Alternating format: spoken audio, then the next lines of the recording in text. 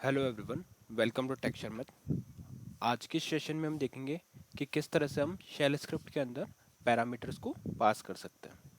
But उससे पहले ये समझना भी इम्पोर्टेंट है कि पैरामीटर्स हम क्यों पास करते हैं किसी भी स्क्रिप्ट के अंदर और उसका प्रोसेस क्या होता है। क्योंकि एक बार अगर आपको ये चीज़ क्लियर हो गई कि पैरामीटर्स की नीड कब हो सकती है ना।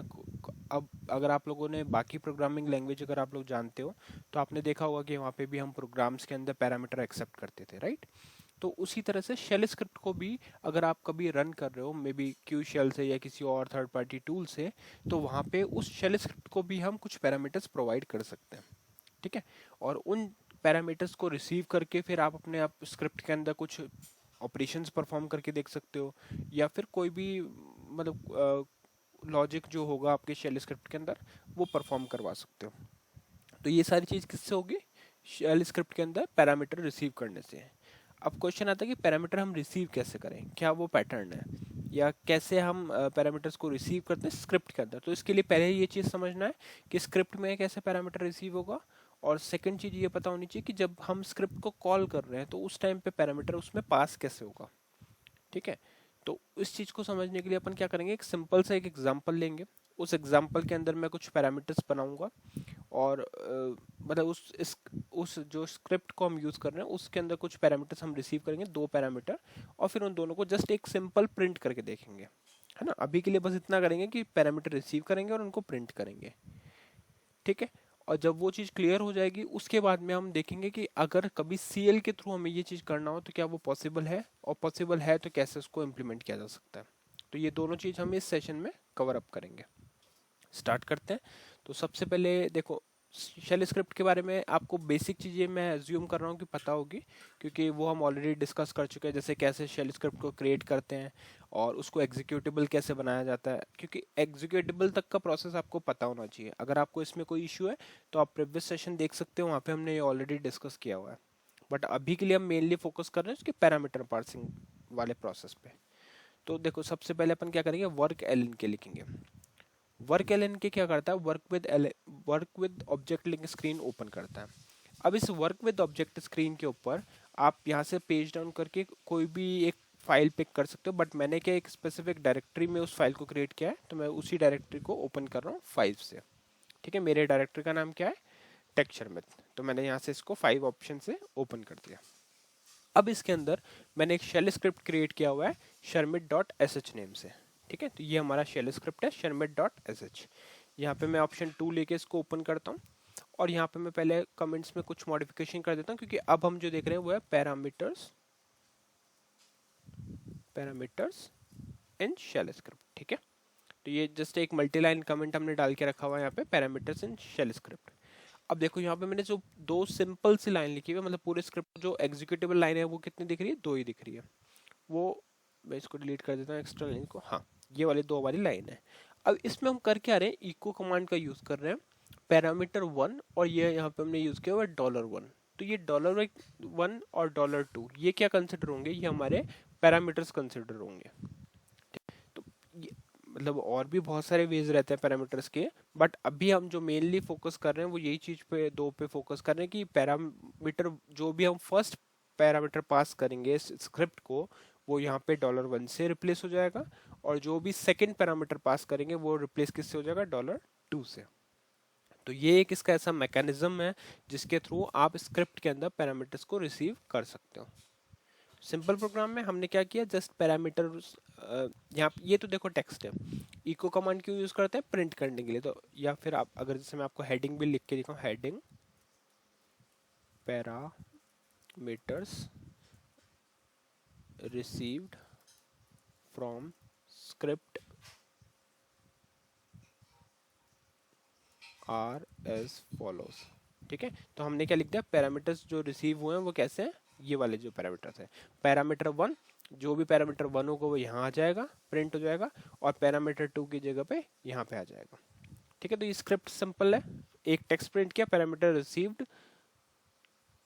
ठीक है। Parameter received from script are as follows, और उसके बाद में हमने पैरामीटर 1 के साथ में उसको प्रिंट कर दिया, पैरामीटर 2 के साथ में इसको प्रिंट कर दिया। अब हम इसको स्क्रिप्ट को कॉपी कर लेते हैं और रन करके देखते हैं।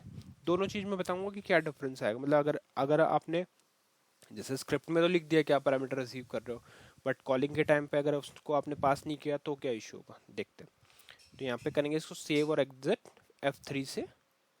सेव और एग्जिट करने के बाद में अब सेकंड सेशन पे चल के यहाँ लिखेंगे QSH। QSH क्या करेगा, हमारी क्यू शेल को ओपन करेगा। तो QSH लिख के एंटर किया, Q shell command entry screen open हो गई। अब इस Q shell command entry screen पे अगर मैं डायरेक्टली इस स्क्रिप्ट को रन करता हूँ, जो नॉर्मली अभी तक हम करते थे, क्या करते थे, स्क्रिप्ट का पाथ लिखते थे जिसमें क्या है /home शर्मिट टेक्सचरमिट शर्मिट डॉट sh और एंटर कर दिया। तो देखो अभी इसने हमने कुछ भी पास नहीं किया तो किसने क्या क्या प्रिंट किया, parameter received from script R S follows, और फिर आ गया पैरामीटर 1 ब्लैंक, पैरामीटर 2 ब्लैंक। तो यहाँ पे अब आप लोगों का क्वेश्चन होगा कि इसने तो पैरामीटर रिसीव ही नहीं किया, तो वो करेक्ट है क्योंकि हमने इसमें पास ही नहीं किए। कोई भी स्क्रिप्ट किसी वैल्यू को तभी रिसीव कर पाएगी जब आप उसमें उसको कॉल करते टाइम कुछ उसमें वैल्यू प्रोवाइड करो, है ना। तो वही मिसिंग है यहाँ पे, हमने क्या किया, स्क्रिप्ट में कोई वैल्यूज ही पास नहीं करी, इस वजह से ये ब्लैंक दिखा रहा है। तो अच्छा अब वैल्यूज कैसे पास होगी, देखो यहाँ पे क्या करना है आपको, सेम पाथ वापस से यूज करना है, /home /Sharmit /टेक्सचरमिट dot टेक्सचरमित /शर्मिट dot sh। ठीक है, अब इस पे हम यहाँ पे पहला पैरामीटर पास कर देते हैं ABC और दूसरा पास करते हैं XYZ। ठीक है, ये दो वैल्यूज मैं एज ए पैरामीटर इसको प्रोवाइड कर रहा हूँ। इतना करके सिंपल एंटर हिट करेंगे। जैसे ही हमने एंटर हिट किया तो आप देख रहे हो parameter received from script are as follows, parameter 1 क्या है ABC और पैरामीटर 2 क्या है XYZ। ठीक है, अब बात कर लेते हैं ऑर्डर की, कि अगर ऑर्डर हमें चेंज करें, जैसे अगर मैंने यहाँ पे सपोज इसको F9 करके मैं फिर से यहाँ पे ABC लिखता हूँ, तो क्या ये दोनों वैल्यूज कंसिडर होगी डिफरेंट, ABC एंटर किया तो दोनों में क्या कर रहा है, ये ABC को ही पिक कर रहा है। अब सपोज मुझे XYZ को प्रिंट करना पैरामीटर 1 की तरह और ABC को प्रिंट करना पैरामीटर 2 की तरह, तो उसमें कुछ नहीं करना, जस्ट आपको जो वैल्यूज आप पास कर रहे हो उसमें ऑर्डर चेंज कर दो, यहाँ पे कर दो XYZ और यहाँ पे कर दो ABC, है ना। इतना करने के बाद जैसे ही आप एंटर हिट करोगे तो वो अकॉर्डिंगली वैल्यूज चेंज करके यहाँ पे शो कर रहा है। देखो अब पैरामीटर 1 क्या आ गया अपना XYZ और पैरामीटर 2 क्या आ गया ABC। ठीक है, अच्छा अब एक क्वेश्चन ये भी हो सकता है कि अगर यहाँ पे हम नंबर पास करें तो क्या होगा, जैसे मैंने यहाँ पे किया 1 2 3 और 5 4 3। ठीक है, दो नंबर्स पास किए, एंटर किया, तो यहाँ पे देखो 1 2 3 5 4 3 लेके आ रहा है। अच्छा क्या ये डेसिमल भी एक्सेप्ट कर पाएगा या कुछ एरर देगा, तो यहाँ पे कर देते हैं इसको 1.3 और 5.3, इतना करके एंटर किया और इसने दोनों वैल्यूज को प्रिंट कर दिया। मतलब जो भी वैल्यूज इसमें आप पास कर रहे हो वो अपने अकॉर्डिंग इसको कन्वर्ट करता है, मतलब एज ए स्ट्रिंग ही इसको रिसीव कर रहा है और फिर जो भी वैल्यूज आपने यूज की वो प्रिंट हो गई। ठीक है, तो ये तो था सारा इसका प्रोसेस कि कैसे हम इसको कॉल करते हैं, हम डिफरेंट डिफरेंट सिनेरियोज के अकॉर्डिंग वैल्यूज प्रोवाइड कर सकते हैं। अब रही बात $1 और $2 की, वो मैंने जैसे आपको बताया कि एज ए प्लेस होल्डर ही हमेशा कंसिडर होगा। प्लेस होल्डर क्या होता है कि जहां भी आप वैल्यू को पास करोगे इस स्क्रिप्ट के अंदर वो उसको रिप्लेस कर देगा।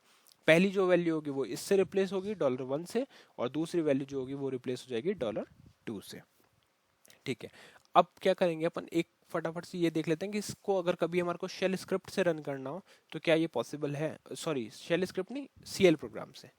तो एक मैंने ऑलरेडी प्रोग्राम क्रिएट किया हुआ है, अपन उसको एक बार वॉक थ्रू करके देख लेते हैं फटाफट से। वर्क MBR PDM, यहाँ पे एक प्रोग्राम है, इस प्रोग्राम में DCL से पहले वेरिएबल डिक्लेयर किया हमने, ये शेल स्क्रिप्ट रन करने के लिए ये है ना। DCL लिख के आपको वेरिएबल का name type storage length provide करनी है। फिर उसके बाद में आपको क्या करना है, एंटर करके CHG var यूज़ करना है, CHG var में वेरिएबल और स्क्रिप्ट। अब इस स्क्रिप्ट की जगह पे हम क्या करेंगे, दो वैल्यूज भी पास करके देते हैं। ठीक है, ABC और XYZ ये पास करके बस इतना एंटर कर दिया, और फिर strqsh क्या करेगा, इस कमांड को रन करेगा। strqsh लिखा, कमांड पास करी, और ये हमारा जो प्रोग्राम है वो इस शेल स्क्रिप्ट को रन करने के लिए रेडी है। इसको करते हैं कंपाइल और कॉल। तो जैसे ही आप कॉल करोगे तो देखो पैरामीटर रिसीव्ड, ठीक है, received from script are as follows, और पैरामीटर 1 ABC XYZ। आप वैल्यूज को अवॉइड कर सकते हो, मतलब मैंने जस्ट एज ए सैंपल के लिए, तो कुछ भी स्पेलिंग मिस्टेक या कुछ भी होता है तो वो अपना कंसर्न, या अभी जस्ट अपन इतना देख रहे हैं कि कैसे शेल स्क्रिप्ट वगैरह एक्सेप्ट हो रही है। जैसे ABC का वैसे कोई मीनिंग नहीं है, बट हमने एक एग्जाम्पल के तौर पे ये दोनों values as a parameter receive किया है, ABC और XYZ। ठीक है, तो इस मेन सेशन में हमने क्या डिस्कस किया, हमने देखा कि कैसे शेल स्क्रिप्ट के थ्रू हम पैरामीटर्स रिसीव कर सकते हैं। यहाँ पे अभी हमने सिर्फ 2 पैरामीटर रिसीव किए, आप चाहो तो और भी मल्टीपल वैल्यूज को रिसीव कर सकते हो आपके रिक्वायरमेंट के अकॉर्डिंग। ठीक है, तो इस सेशन के लिए इतना ही था। नेक्स्ट सेशन में बाकी टॉपिक डिस्कस करेंगे। So thank you for watching texture में।